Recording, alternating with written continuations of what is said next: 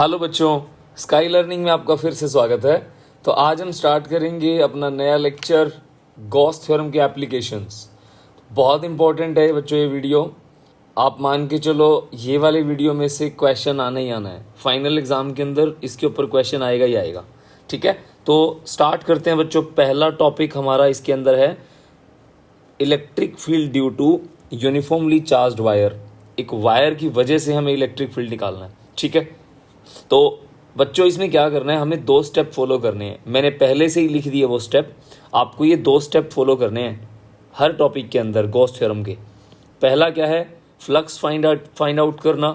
दूसरा क्या है, जो फ्लक्स निकलेगा उसको कंपेयर करेंगे क्यू बाई एप्सिलॉन नॉट के साथ। समझ में आ गई मेरी बात? तो बच्चों शुरू करते हैं अपना काम। एक वायर ले लेंगे आप। वायर कैसा है, इनफाइनाइट लॉन्ग है। ठीक है, इनफाइनाइट लेंथ का।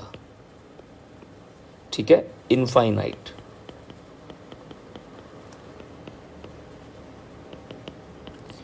तो बच्चों वायर को हम लोग बना लेते हैं। ये एक वायर बना लिया मैंने। ठीक है, इनफाइनाइट लॉन्ग है तो हम इसको ऐसे कर देते हैं। अब आप क्या करोगे, गॉसियन सरफेस बनाओगे। Draw Gaussian surface.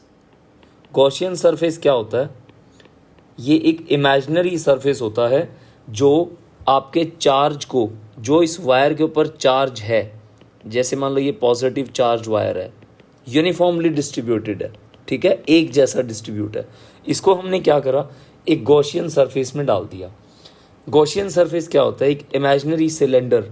मान लो मैंने इस वायर की शक्ल कैसे होती है, सिलेंड्रिकल होती है ना, हमारे बाल जैसा। हमारे बाल का डायमीटर या हमारे बाल की जो लेंथ होती है सिलेंड्रिकल होती है। ठीक है, तो मैंने क्या किया, इसको गॉसियन सरफेस के अंदर बंद कर दिया। ठीक है, तो ये एल लेंथ का मैंने क्या करा, एक सिलेंडर बना लिया।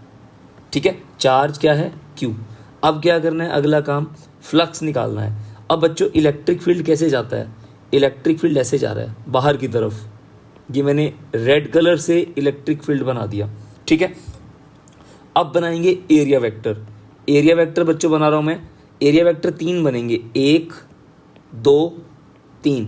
जैसे जिस पेन से आप लिख रहे हो उसकी जो टिप है, वो टिप वाला एक सरफेस हो गया जहां से आपने पकड़ रखा है। जैसे पेन ऐसे होता है ना, जैसे मान लो ये पेन है, मान लो ये पेन है। ठीक है, तो इसमें ये क्या है, एक आगे वाला ये वाला सरफेस एरिया, एक ये वाला सरफेस हो गया, एक जहाँ पे लिखा होता है जैसे रेनोल्ड लिखा हुआ है या कोई भी कंपनी लिखी हुई है, वो सरफेस एरिया जो गोल होता है। समझ में आ गया? ये नंबर 2 वाला सरफेस वो है। तो एरिया वेक्टर बनाएंगे बच्चों। एक एरिया वेक्टर ये हो गया डीएस वेक्टर, एक एरिया वेक्टर ये हो जाएगा डीएस वेक्टर, और एक एरिया वेक्टर यहाँ बना देता हूँ मैं डीएस वेक्टर। क्लियर हो गया?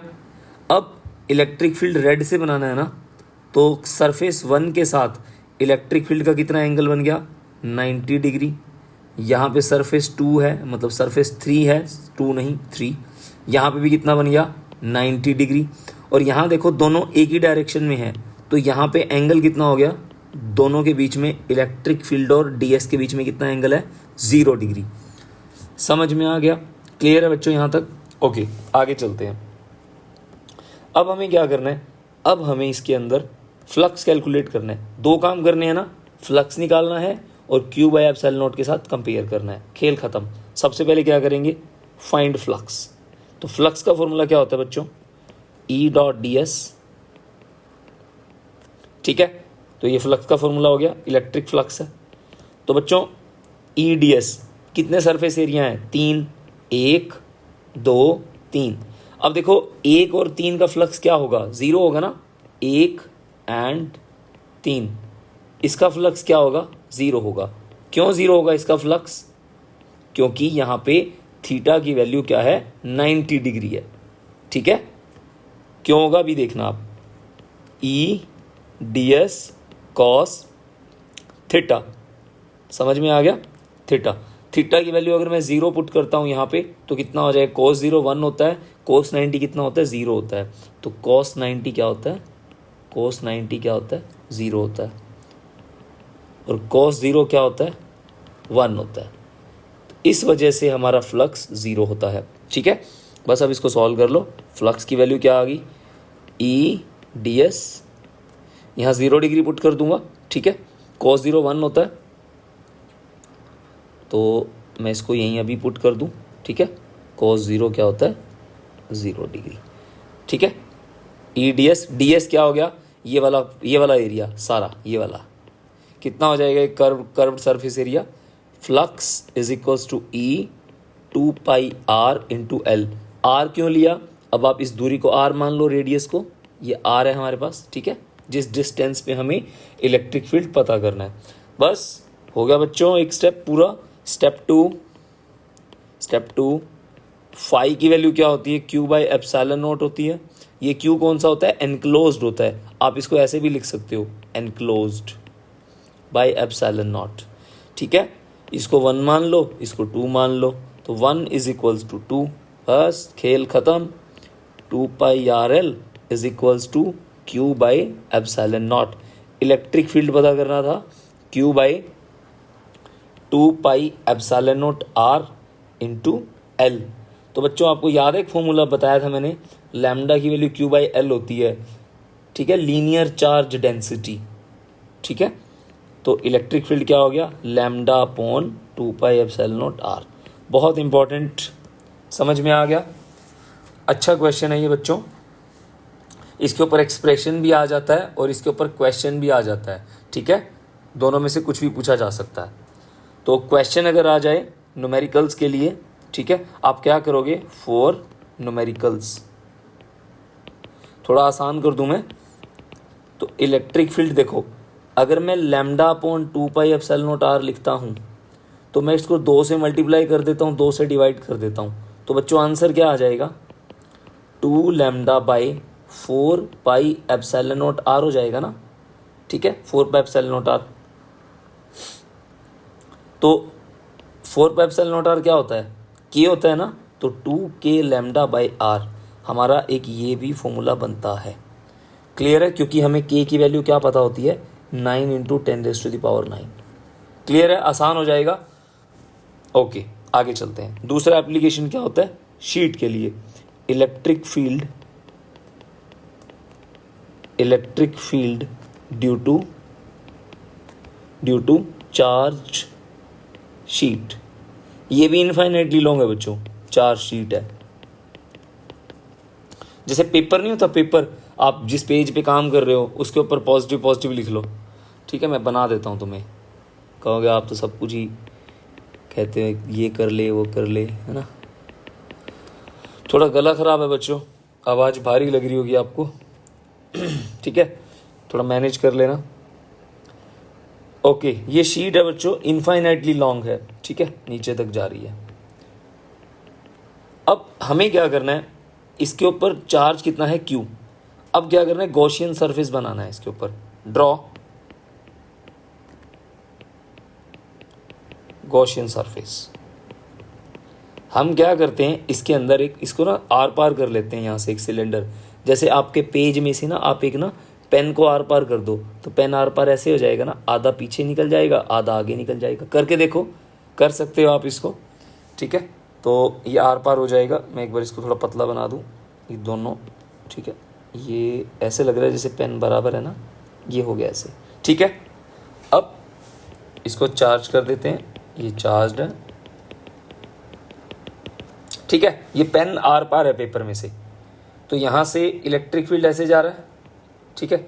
एरिया वेक्टर, ये एरिया वेक्टर ऐसे हो गया, ये एरिया वेक्टर एक ऊपर हो गया, ये एरिया वेक्टर एक यहाँ हो गया, एक एरिया वेक्टर ऊपर हो गया, ये इलेक्ट्रिक फील्ड है।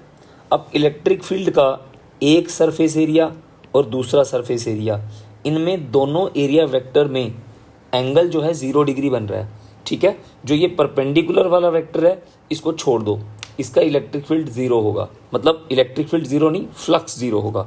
तो फ्लक्स की वैल्यू क्या होती है बच्चों, E.ds। तो दो सरफेस एरिया हैं, मैं इसको ds मान लेता हूँ, तो फ्लक्स 1 निकाल लेते हैं पहले, E.ds cos 0 डिग्री, इसके लिए 0 डिग्री हो गया, ठीक है। तो फ्लक्स 1 कितना हो गया, E.ds, मतलब E इंटू एरिया। क्लियर हो गया। उसके बाद फ्लक्स 2, सिमिलरली वो भी सेम ही आएगा।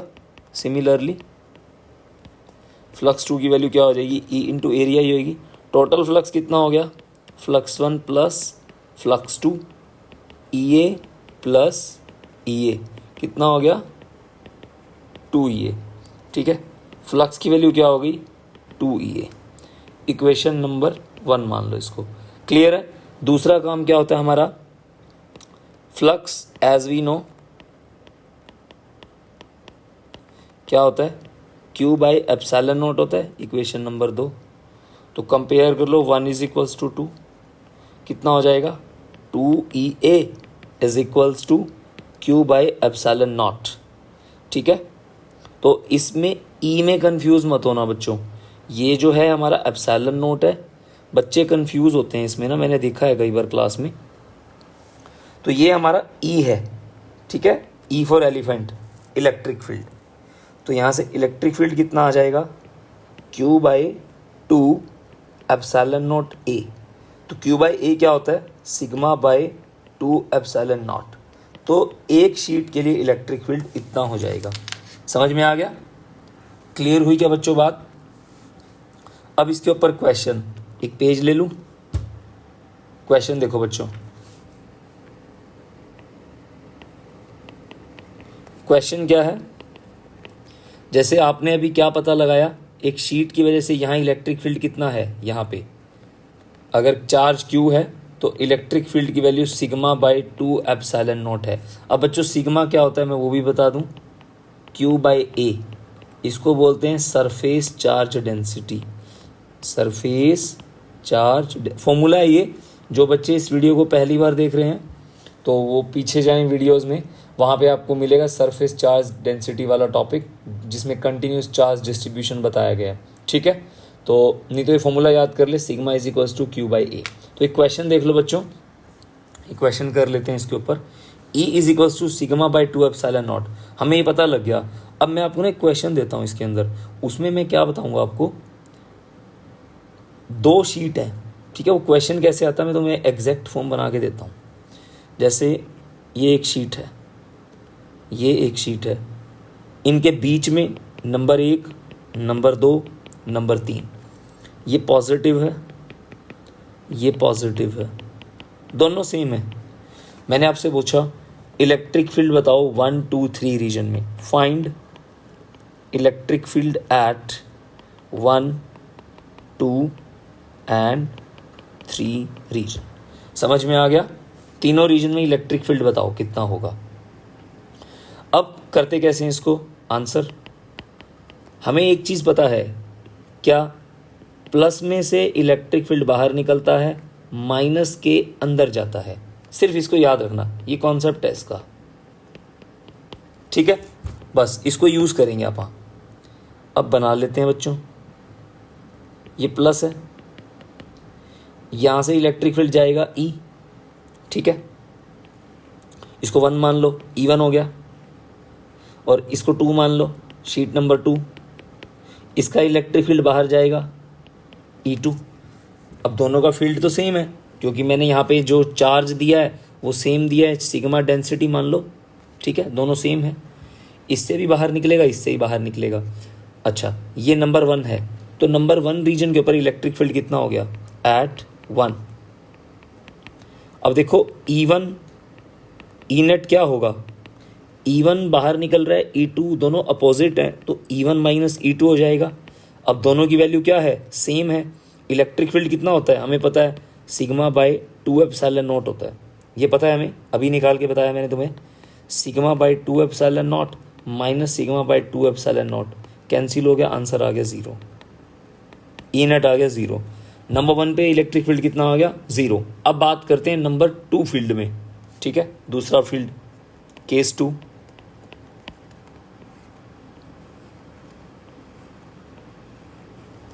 तो यहाँ पे केस 2 हमारा यहाँ ले लेते हैं, ये प्लस है, ये 1 है, ये 2 है, ये प्लस है। अब इसका इलेक्ट्रिक फील्ड मैं कलर चेंज करके बना देता हूँ, ये बाहर जा रहा है E1, इसका इलेक्ट्रिक फील्ड बाहर जा रहा है ना, बाहर ही जा रहा है इधर, ये क्या हो गया E2। तो दोनों सेम डायरेक्शन में है, सेम डायरेक्शन में तो E नेट की वैल्यू क्या हो जाएगी E1 प्लस E2। समझ में आ गया ना, वेक्टर यूज़ कर रहे हैं आप यहाँ पे। तो ई नेट की वैल्यू कितनी आ गई 2e, 2e का मतलब 2 into sigma by 2 epsilon not, 2 से 2 मर गया, sigma by epsilon not E net. समझ में आ गया ना, इसमें कंफ्यूज मत होना, मैं बार बार कर रहा हूँ इसके अंदर एप्सिलॉन नॉट। क्लियर है ना।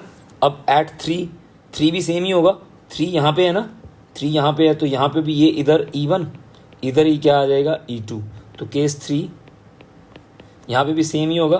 तो E एट 3 कितना होगा, ई नेट 2 ऑफ E मतलब sigma by epsilon not. Clear हो गया क्या बच्चों, समझ में आ गया। अब आगे करते हैं, इसके अंदर हम लोग एक पेज ले लो नया, इसके अंदर लास्ट एप्लीकेशन है इसका, जो कि है हमारा इलेक्ट्रिक फील्ड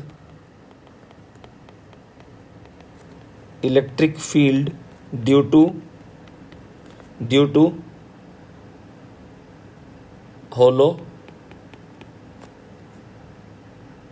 होलो स्फीयर या hollow spherical shell which is charged.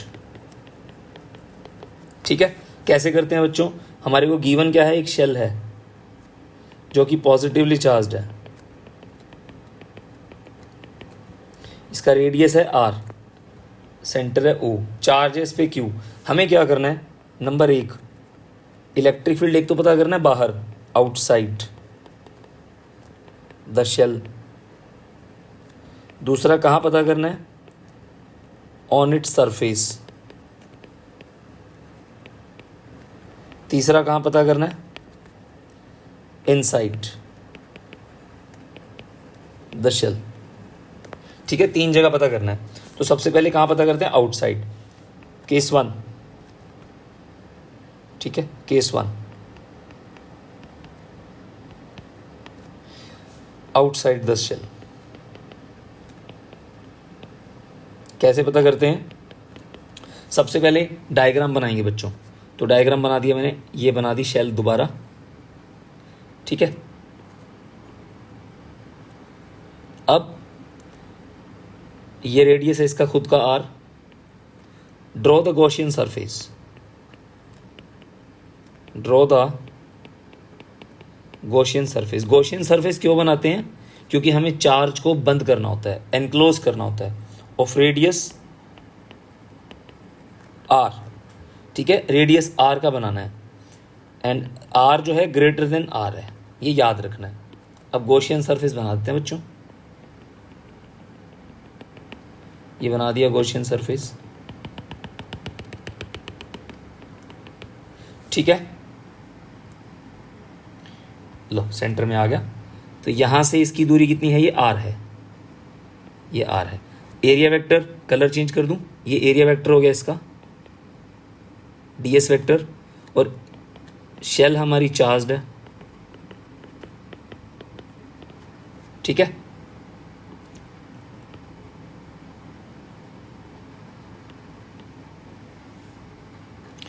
तो ये एरिया वेक्टर हो गया, और यहीं से इलेक्ट्रिक फील्ड जा रहा है ना, इलेक्ट्रिक फील्ड भी इसी के ऊपर ही जा रहा है, इलेक्ट्रिक फील्ड E। तो दोनों सेम डायरेक्शन में है, θ0। तो कितने काम होते हैं, 2 काम होते हैं। पहला काम क्या होता है बच्चों, पहला क्या होता है, फाइंड फ्लक्स, मैं दोबारा लिख देता हूँ। दूसरा काम क्या होता है, compare with Q by epsilon not. Clear हो गया, समझ में आ गया बच्चों। अच्छा, निकालें, फिर शुरू करते हैं। फ्लक्स का फॉर्मूला क्या होता है, E डॉट ds।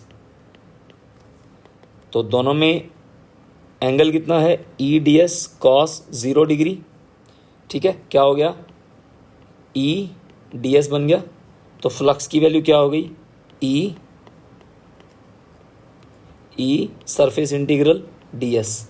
ठीक है, अब देखो बच्चों, छोटे से के लिए फ्लक्स आ गया हमारा इतना, पूरे के लिए कितना होगा, सारा सरफेस एरिया कितना है, 4πr², E इंटू 4πr का स्क्वायर।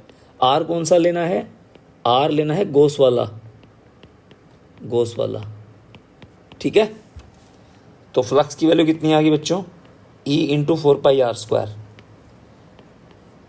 दूसरा काम क्या करना है, कंपेयर विद, इसको इक्वेशन 1 मान लो, फ्लक्स की वैल्यू कितनी आ गई, Q/ε0 होती है 2, 1 = 2। एक पेज ले लूँ, बुरा मत मानना, पेज ख़त्म हो जाते हैं, क्या करूँ, ठीक है। 1 = 2, 1 = 2, 1 = अरे पेन क्यों नहीं चल रहा, एक सेकंड बच्चों, 1, ये एक सेकंड रुकना बच्चों,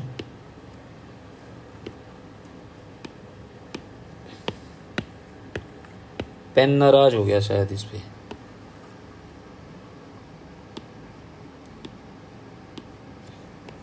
चल पड़ा,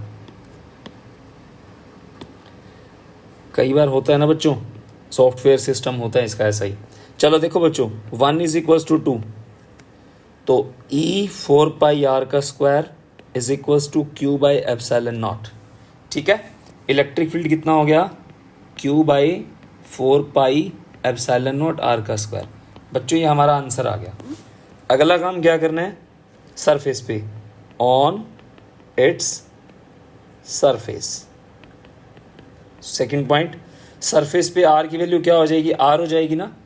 देखो अगर मैं इस पॉइंट को उठा करके यहाँ ले आऊँ तो सरफेस पे जो हमारा रेडियस है वो इक्वल हो जाएगा ना इसके। तो कितना हो गया, इलेक्ट्रिक फील्ड Q/4πε0r², मैक्सिमम हो जाएगा बच्चे, मैक्सिमम।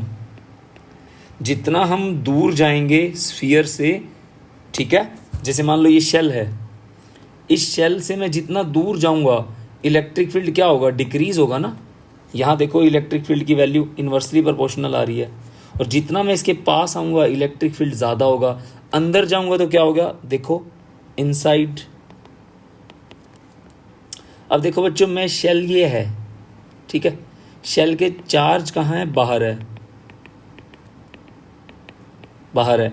अगर मैं अंदर इसके गॉस थ्योरम मतलब गॉस थ्योरम यूज़ करता हूँ या गॉस सरफेस बनाता हूँ, आर, तो इनसाइड आर की वैल्यू जो है वो लेस देन है एक्चुअल रेडियस से। तो यहाँ पे देखो इसके अंदर चार्ज कितना है, 0 है ना, तो इलेक्ट्रिक फील्ड क्या हो जाएगा, 0 हो जाएगा। क्लियर हो गया, समझ में आ गई ना बात। अब इस पे ग्राफ देखो, ग्राफ बनाने के लिए किस किस के बीच में, E वर्सेस R के बीच में, ठीक है। ये मैंने गॉस थ्योरम बना दी बच्चों, मतलब गॉस थ्योरम के हिसाब से मैंने यहाँ करा। ये रेडियस है हमारा R शेल का, ये हमारा इलेक्ट्रिक फील्ड को रिप्रेजेंट कर रहा है, और ये R को, तो ये O हो गया। अब देखो बच्चों, सेंटर पे इलेक्ट्रिक फील्ड कितना है हमारा, 0 है, अंदर 0 है ना, लिख लेता हूँ, E inside 0, E outside Q/4πε0r², E surface कितना हो गया, Q/4πε0R²। समझ में आ गया। तो अब यहाँ पे देखो, जैसे जैसे मैं सरफेस पे जाऊँगा इलेक्ट्रिक फील्ड मैक्सिमम हो जाता है। अंदर तो 0 है ना, मैं थोड़ा इसको कलर चेंज करके बनाता हूँ, समझ में आ, 0 0 0, सरफेस पे आ गया, सरफेस पे मैक्सिमम हो गया, ये मैक्सिमम हो गया। ये कब हुआ, जब आर की वैल्यू आर के इक्वल आ गई, और उसके बाद क्या हो रहा है, डिक्रीज हो रहा है ना, डिक्रीज हो रहा है ऐसे। तो E is inversely proportional to R²। Clear हो गया। तो ये ग्राफ आपको जरूर याद रखना है, ज़रूर से ज़रूर याद रखना है। समझ में आ गई मेरी बात, ओके।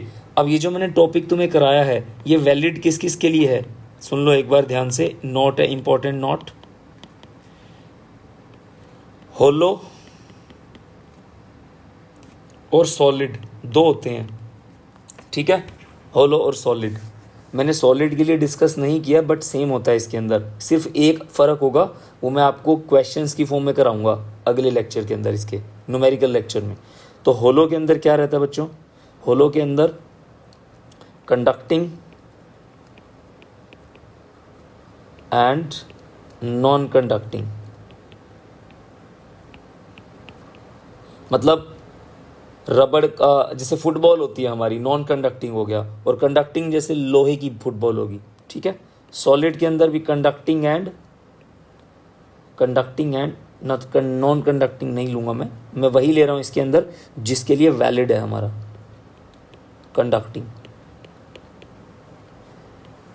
ये इन सब के लिए वैलिड है। समझ में आ गया।